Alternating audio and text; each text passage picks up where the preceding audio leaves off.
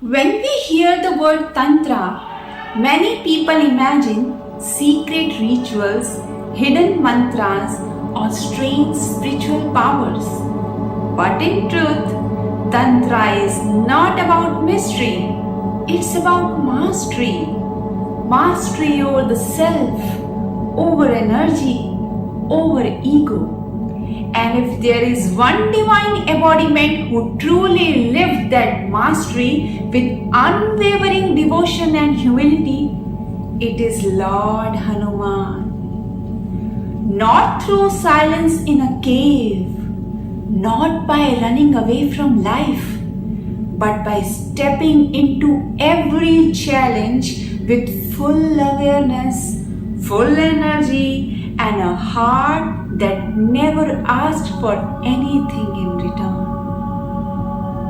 Tantra teaches you can have all the power in the world, but if your ego still leads you, you are not free.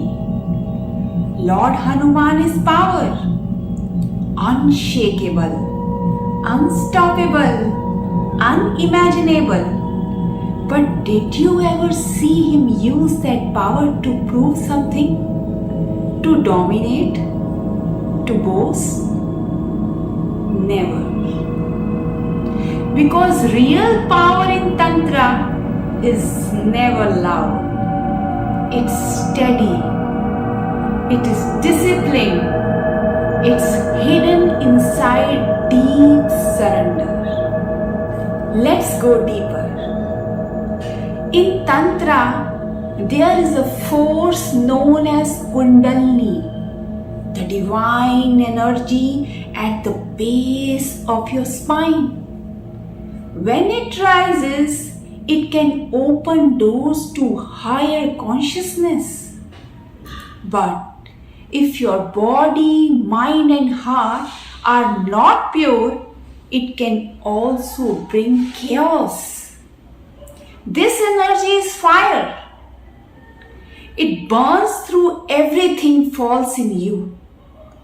That's why Tantra is not for the curious.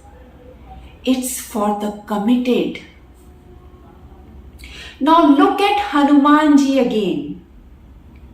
He had that fire awakened within him, but he never let it control him.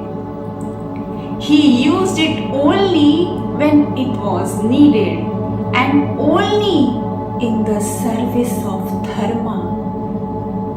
That is true tantric mastery.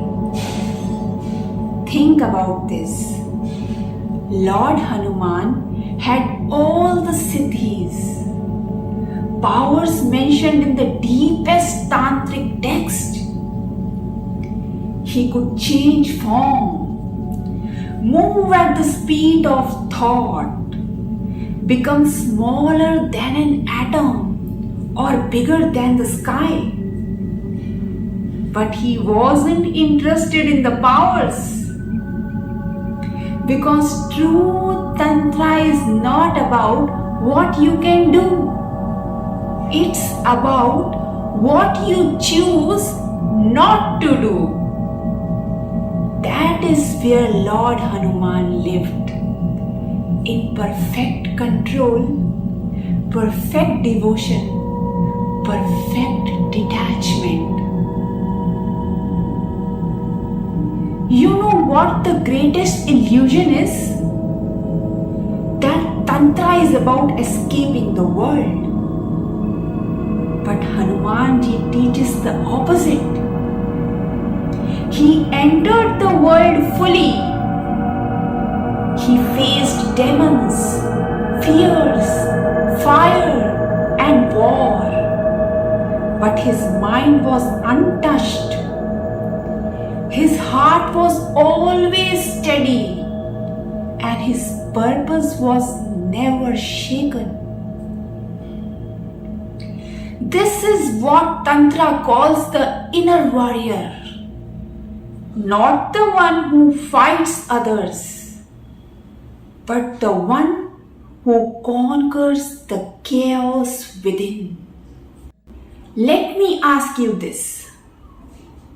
How does a being become so powerful and yet remain so humble? That's the question Tantra itself answers. And Hanumanji is the proof. When your energy rises with devotion, when your actions are pure, when your life is not about me but about something higher, then you become unstoppable.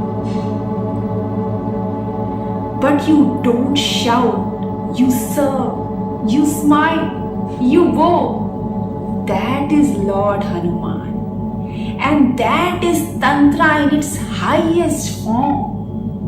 So don't look for Tantra only in rituals. Look at Lord Hanuman's life. Every time he refused pride, that was Tantra. Every time he chose duty over comfort, that was Tantra.